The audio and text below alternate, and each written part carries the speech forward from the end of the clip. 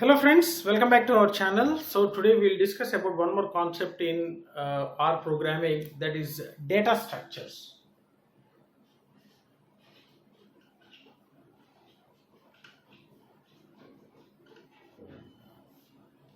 So there are different data structures supported in R programming. Those are built-in data structures.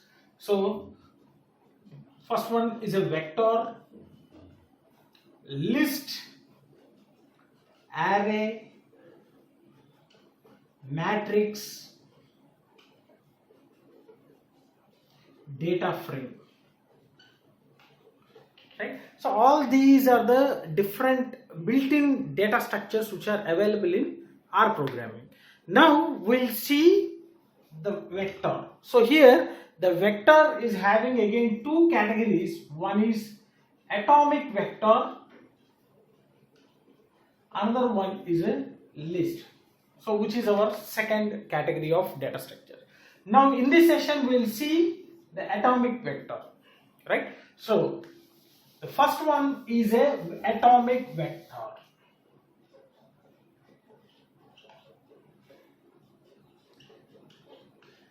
So we know that a vector means a collection of elements or a group of elements. Now the atomic vector means a collection of elements of same data type. Same data type, right? So the difference between the atomic vector and the list is the data type. So if the collection of elements are of same data type, we call it as a vector, and the collection of elements with the different data types, we call it as a list concept. So here we are studying about the atomic vector. So the elements should be of same data type. So it depends upon the data type. They will be having numeric vector,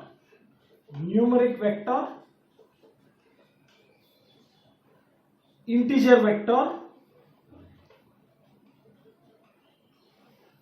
and character vector.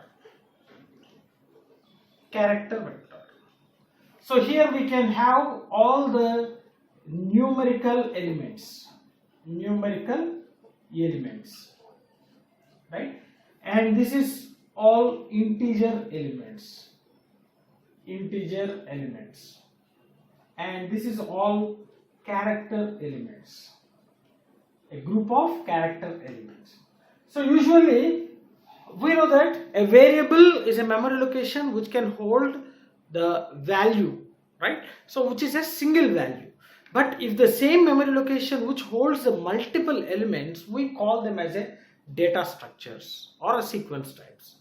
So here a numeric vector, integer, and the character. So in numerical elements in means 1.0, 2.3, 4.5, etc. all float values, in the numbers with the decimal values comes under this one, and integer part, so 1L, 10L, 35L. So we have seen the data types in our previous sessions. So all the integers should be represented with the L as a end, right? So the number appended with the alphabet L indicates that it is an integer. So this is a character. Obviously it will be some A, B, and etc. all comes under this character elements. And now how to creation of vector. This also we have already seen in our previous sessions by using the C function. So by using C function, right? So you needed to pass the elements into this particular function as a parameters.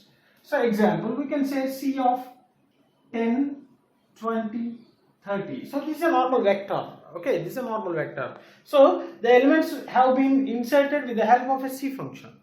And similarly, we can also use some sequence function. And this sequence function will also create a vector. So here we need to give the range, start value as well as a stop value. So whatever the elements which are available in between the start and stop range will be created in the vector. And the next one is a colon, that means range. We can also give the range, right? For example, so start number colon a stop number. Obviously here also it will take some range of values from start and stop, and that those elements will be created by the vector. So this is how we will create a vector. Now another important thing is accessing elements of a vector. So similar to our previous programming languages, in order to access the elements from the sequence or a group of elements, so only one thing, that is by index. So here it will be done with the help of index. And one difference in our programming over other programming languages is, so in other programming languages usually the index will start with 0, but here in our programming the index will always starts with 1. Okay, so that's the main difference. So this index always starts with 1, not a 0. Okay, always it will start with 1 but not 0. That's the main important point which differ the accessing of elements from our programming with another programming languages, right? So this is the introduction about this atomic vector, and there are more number of functions which are being supported in this atomic vector. So we call them as an operations, atomic vector operations, right? So we'll stop here for today's session. So what is a vector, and what are the different types of vectors, and how can we create a vector, and how can we access the elements of a vector, right? So now we'll move on to the RStudio. I'll demonstrate each and every point, so by executing a small program. So in our further sessions we'll see the operations, what are the different operations available in this atomic vector, and then we'll move on with the next vector called a list concept, right? So now let's move on to the system. Hello friends, so just now we have seen the theoretical part of creating the vectors and accessing the elements of vector. Now we'll see the implementation part of this one. So let us open the RStudio and we'll clear all our previous programs here, all the environmental variables which we have used and everything. So now we'll start. So now the creation of a vector, right? So creation of a vector you can see by using the C function. One is by using the C function. Let us take some a is equal to C function and give the elements 20, 30, 40, 50, and simply you can check with the data type of a, and you can also print a. So execute, you can see, yes, see, you can see the vector a is a numeric vector. It's a numeric vector and we are printing the elements. And if I use L as an end here, see, by default it will be the numerical vector, and if I use a L here, see, the class is an integer. So an integer value should be represented with a L at the end of the value, right? So this is an integer vector. For example, you can also go with A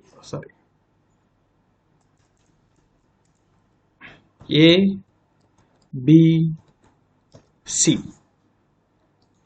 You can see it is a character vector. So because we are using some character, what happens if we use 2 characters and 1 integer? See, still it is a character vector. It will be considering it as a character vector.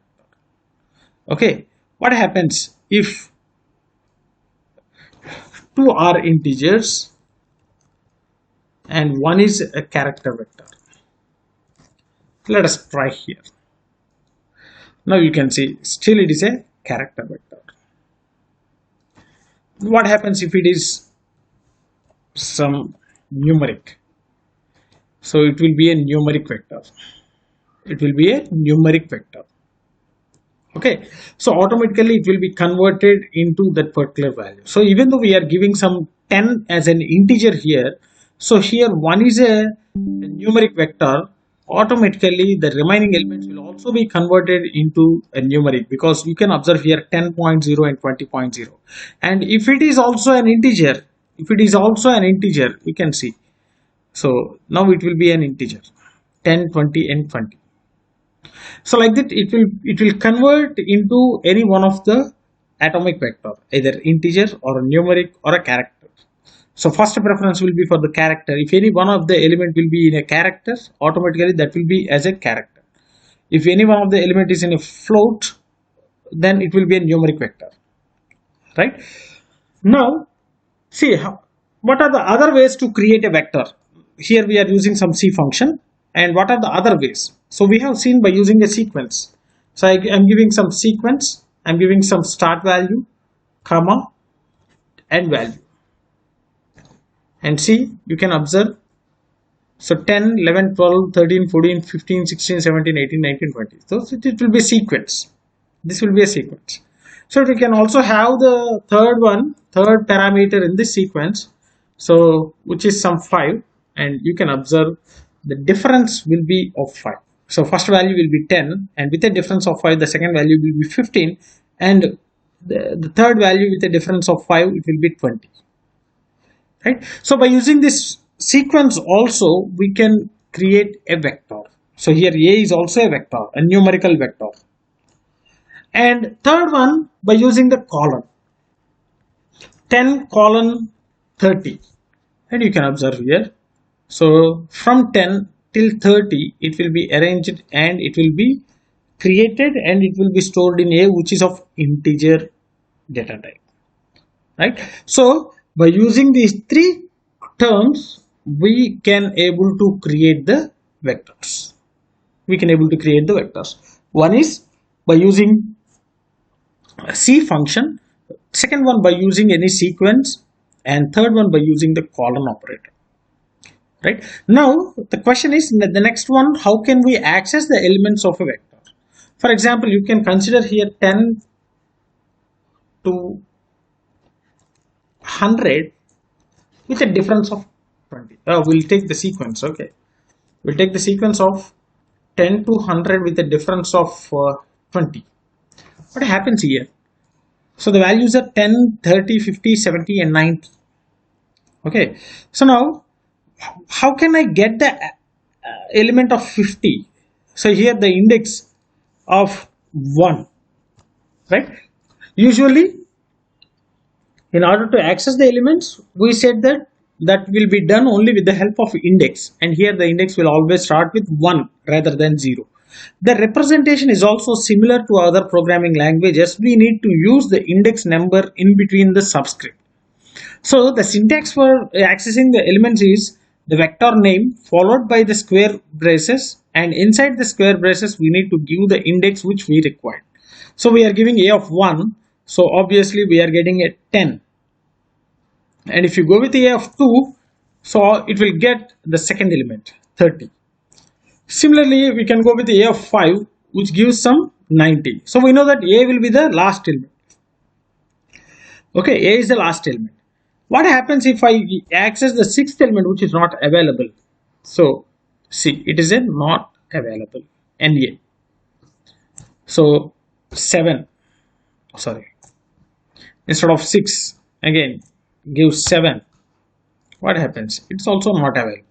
What about the negative index? If we give the negative index -1, see, -1, so it will remove the first element and it will access all the remaining elements. You can get, see, 30, 50, 60, 70 and 90. And for example, if it is in a -2, so second element will be removed. Okay, second element will be removed, minus. So 10 and second element has been removed. And -3, you can observe the third element will be removed. Okay, in order to avoid that number, we can go with the negative index. So it doesn't raise any error. If you give the negative index, it will remove or discard the value of that particular index. If you give -1, the first element will be ignored. If you give -n, the nth element will be ignored. and all the remaining elements will be displayed same. So this is how we can access the elements of a vector. So hope you understood the creation of vector by using the C function, sequence function, and the colon operator. And again, we have seen the different types of vectors: integer vector, character vector, and um, normal numeric vector. And also we have seen how can we access the elements of a vector by using the positive index values and the negative index values. So hope you understood the introductory part of atomic vectors. So we'll stop here, and in our next session we'll see what are the different operations that can be performed on these atomic vectors. So hope you enjoyed the session. So if you are having any doubts regarding this session, feel free to post your doubts in the comment section. Definitely I will try to clarify all your doubts. If you really enjoyed my session, like my session, share my session with your friends, and don't forget to subscribe to our channel. Thanks for watching. Thank you very much.